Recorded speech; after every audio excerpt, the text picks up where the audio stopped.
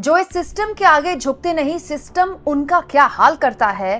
दोस्तों, रवीश कुमार के पूर्व बॉस और एनडीटीवी के मालिक प्रणव रॉय का मामला आज एक बार फिर से वो साबित कर देता है। दोस्तों, प्रणव रॉय वो शख्सियत है जिन्होंने आखिरी तक, जब तक कोशिश हुई, जब तक मुमकिन हुआ, तब तक इस सरकार के सामने एक मजबूत पत्रकारिता का उदाहरण पेश करने की कोशिश की।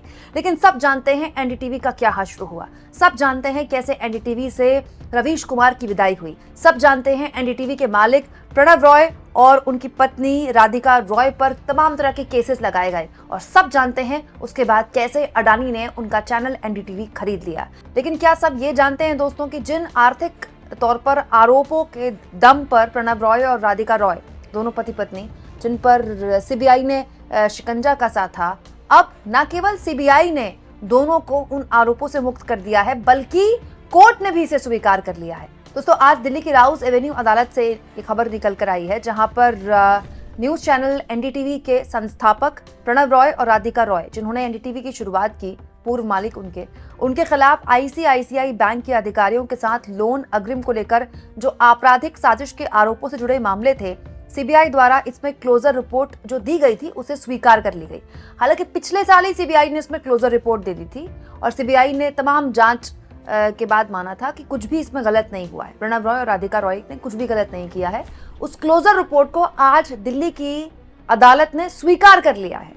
यानी आप कह सकते हैं राधिका रॉय और प्रणव रॉय, जो एनडीटीवी के संस्थापक थे, जिन्होंने एनडीटीवी के लिए सब कुछ किया, जो इन्होंने एनडीटीवी की शुरुआत की और 2014 के बाद से जो पत्रकारिता का हश्र हुआ, उसके बाद भी पत्रकारिता जिंदा रखने की कोशिश की, उन्हें न केवल गलत मामलों में फंसाया गया, बल्कि उनका मानसिक और एक तरह से भावनात्मक प्रताड़ित किया गया उनको। मतलब आप सोचिए, इतने बड़े लोग जिन्होंने पत्रकारिता में इतने बड़े बड़े झंडे गाड़े, उन पर ऐसे ऐसे आरोप लगाए गए, और फिर जब आर्थिक अनियमितता के आरोप लगे तो एनडीटीवी वैसे भी टीआरपी में बहुत पीछे था, क्योंकि वो बाकी न्यूज चैनल्स की तरह ड्रामेबाजी कभी करता नहीं था।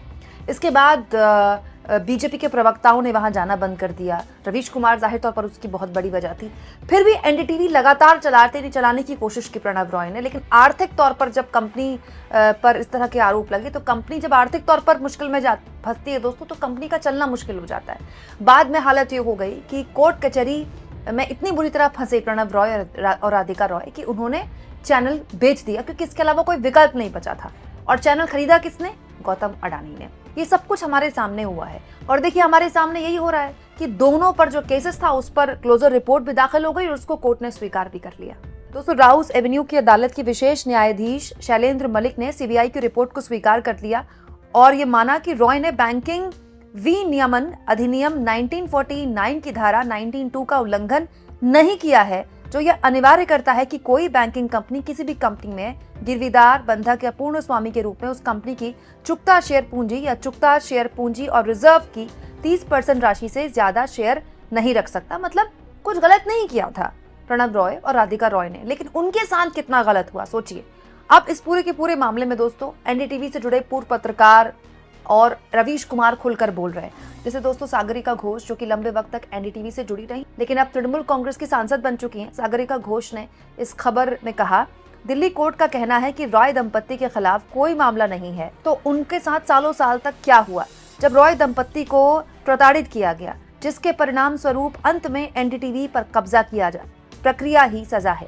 इसके अलावा दोस्तों, रवीश कुमार, जो कि एनडीटीवी का सबसे बड़ा चेहरा थे, सबसे प्रमुख चेहरा थे, उन्होंने भी इस मामले में अपनी प्रतिक्रिया देते हुए कहा, 10 साल से चल रहा फर्जी केसों का अंबार देश पर थोप दिया गया। कितना तनाव, कितना पैसा, कितना वक्त बर्बाद हुआ। सरकार की इससे बड़ी हार और क्या हो सकती है। वाकई में दोस्तों, मतलब एनडीटीवी को बर्बाद करने में कोई कसर छोड़ी गई क्या?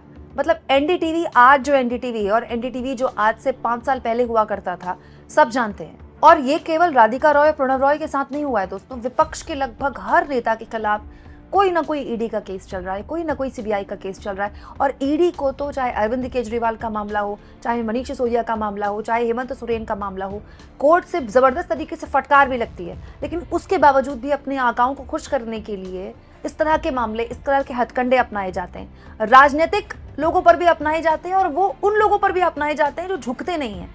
ये कितना डरावना है दोस्तों। एक पूरा का पूरा चैनल जो झुका नहीं, आखिरकार उसे बेचना पड़ गया। सोचिए आज राधिका रॉय, प्रणव रॉय इस खबर को देख रहे होंगे तो उनको क्या महसूस हो रहा होगा। मतलब जिस तरह से राधिका रॉय, प्रणव रॉय ने उस चैनल की शुरुआत की थी, वो उसके संस्थापक थे, उनके साथ एक पूरी की पूरी टीम खड़ी हुई। एनडीटीवी उसके बाद जब अडानी ने खरीदा तो एक पूरी की पूरी टीम थी जो बिखर गई। बहुत से लोग उनमें से यूट्यूब में आ गए, रवीश कुमार के अलावा भी बहुत सारे लोग आए हैं, लेकिन बहुत सारे लोग हैं जो अभी भी काम कर रहे हैं। क्योंकि जैसा कि मैं आपको बार बार बता चुकी हूँ दोस्तों, न्यूज़ रूम के अंदर जो लोग सामान्यतः काम करते हैं उनको उस नौकरी से अपना घर चलाना होता है, अपने घर में बच्चों की स्कूल की फीस देनी होती है, घर की किस्तें देनी होती हैं, तो हर कोई नौकरी छोड़कर यूट्यूब में नहीं आ सकता। लेकिन जो आते हैं उनके लिए भी सफ़र इतना आसान नहीं होता है। यूट्यूब में ऐसा नहीं है कि पहले दिन से ही आप आए तो आपका रेवेन्यू आना शुरू हो जाता है। यूट्यूब में भी बहुत कॉम्पिटिशन है, इतना आसान नहीं है यूट्यूब पे सस्टेन करना। लेकिन लोगों के पास कोई विकल्प ही नहीं छोड़ा गया। और ये सब क्यों किया गया दोस्तों? क्यों? क्योंकि एनडीटीवी वो काम कर रहा था जो एक्चुअली सारे न्यूज़ चैनल्स को करना चाहिए था। आज आप एनडीटीवी को उठा लीजिए, एनडीटीवी की कोई भी खबर देख लीजिए, आपको बाकी न्यूज़ चैनल्स और एनडीटीवी में कोई फर्क नहीं दिखाई देगा। अब तो हालत ये हो गई है दोस्तों कि मीडिया के अंदर भी दो फाड़ हो गए, एक अंबानी का मीडिया, एक अडानी का मीडिया। अडानी जो न केवल एनडीटीवी बल्कि न्यूज़ एजेंसीज में भी बड़े स्तर पर इन्वेस्टमेंट कर रहे हैं। अंबानी जिनके पास इतना बड़ा न्यूज़ 18 का चैनल है और न्यूज़ 18 के इतने रीजनल चैनल्स हैं वो भी उसके अंतर्गत आते हैं। इसके अलावा डिजिटल प्लेटफॉर्म्स भी हैं अंबानी के पास। तो ये पूरा का पूरा कॉर्पोरेट का कब्जा हो चुका है मीडिया में, और ये सब कुछ हमारे सामने हुआ। एनडीटीवी उसका जीता जागता प्रमाण है। बाकी न्यूज़ चैनल में पर्दे के पीछे हो रहा है, वहां पर सामने ये सब कुछ नहीं हो रहा। मालिक आराम से घूम रहे, मालिकों के ऊपर कोई आंच नहीं आई क्योंकि मालिक पहले ही झुक गए, और जो नहीं झुके उनका ये हश्र हुआ। लेकिन अंत में सच की जीत होती है ना दोस्तों। आप इस मुद्दे पर क्या सोचते हैं कमेंट बॉक्स में जरूर लिखें, और जितना हो सके चैनल को शेयर करें, सब्सक्राइब करें, और थैंक्स और ज्वाइन के ऑप्शन से अगर आप चाहें तो कुछ आर्थिक मदद भी चैनल की जरूर करें।